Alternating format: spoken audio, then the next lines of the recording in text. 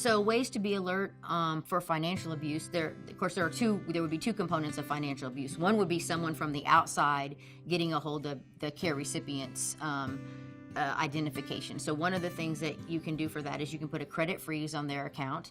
The second thing is that you can check their credit reports, and that's available free through the federal government at annualcreditreport.com, and you can look at those reports once a year for free to make sure that no one has opened any credit in their name. The other problem is that if it's the caregiver who is doing the financial abusing, that's when it gets harder. But things that we suggest so that there cannot be any suggestion of financial abuse is that we would ask them to have separate accounts. So an account for you, don't mix up your care recipient's money in yours. If you are a power of attorney, you still are responsible to make sure that that money is used for that person. So don't go out and buy yourself a new television or yourself a vacation with their money. So it's best to keep receipts and make sure that you're keeping all of that separate. If you're the guardian, of course, you are required to report that to the court every 2 years, but if you're a power of attorney, you're not. But it's still important as a power of attorney to make sure that you use the money appropriately, and we can look into that if that is reported to us. It's important to just keep that separate. And if you are having a power of attorney, one thing that I always thought was a good idea is to have two of them, and that way, at least over a certain amount of money. So if you have one person can buy the daily things, but if it's over, say, $200 or $300, the other person must co-sign on that. And then there's no suggestion between family members that, sister is using the money inappropriately and the brother is upset about it, and then there's no way to look into that. So keeping receipts and making sure you're documenting the way you're spending the money is very important. We mentioned the security freeze. So the security freeze is a way that you can put a lockdown on someone's social security number, and it's not just for seniors, that you can do this for anyone. So what you do is you contact the 3 credit reporting agencies, and they are Experian, TransUnion, and Equifax. And in the state of Indiana, this happens to be free. So you contact those 3 agencies and you give them the person's social security number and some other information. And they will send you back a 10-digit passcode that you then need to keep in a safe place. And what happens then is that locks down a person's social security number so that no one is able to open new lines of credit in their name. So if someone were to steal a social security number, they couldn't go and open up a new Visa card or open up a new, Dick's Sporting Goods card or anything like that.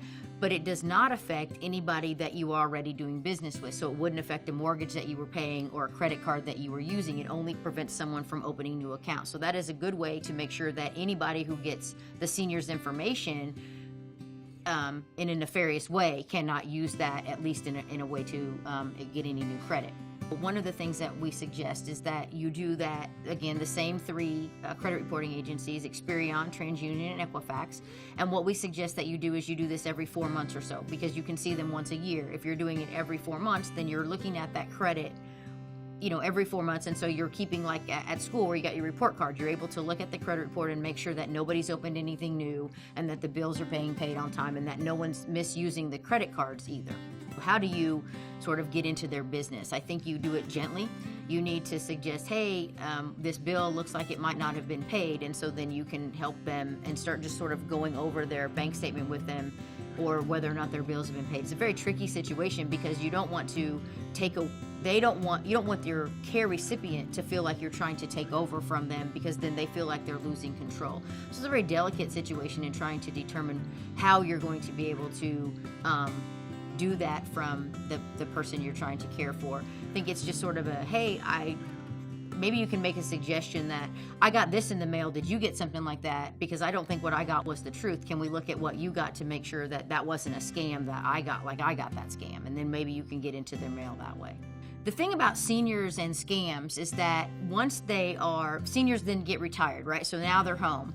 And the seniors that we deal with now were brought up in an age where when the phone rang, they were to answer it, because generally it was someone on the other end who had a reason to call you.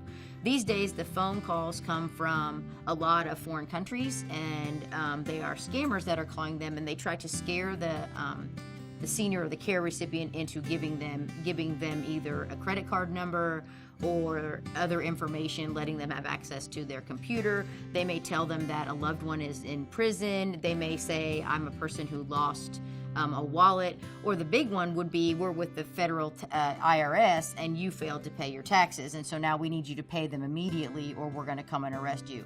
So one of the things you need to do is Find a way to not have your care recipient when home alone answer the phone. That's kind of difficult because they were taught to answer the phone when it came. So you want to just make sure that you're talking to your seniors about how scammers are more prevalent than they used to be, and that just because someone says something, it doesn't necessarily mean that it is true. And if it's too good to be true, then most likely it is too good to be true, and you cannot believe what someone is telling you. We receive lots of calls from banks where the care recipients are wiring money out of the country, and that is different than their normal pattern. And so then they will call us and say, hey, we believe this person is being victimized as part of a scam. So it's very common, and that's one reason why the caregiver would also need to be pay more attention to what is going on in the recipient's accounts even before they've taken the money.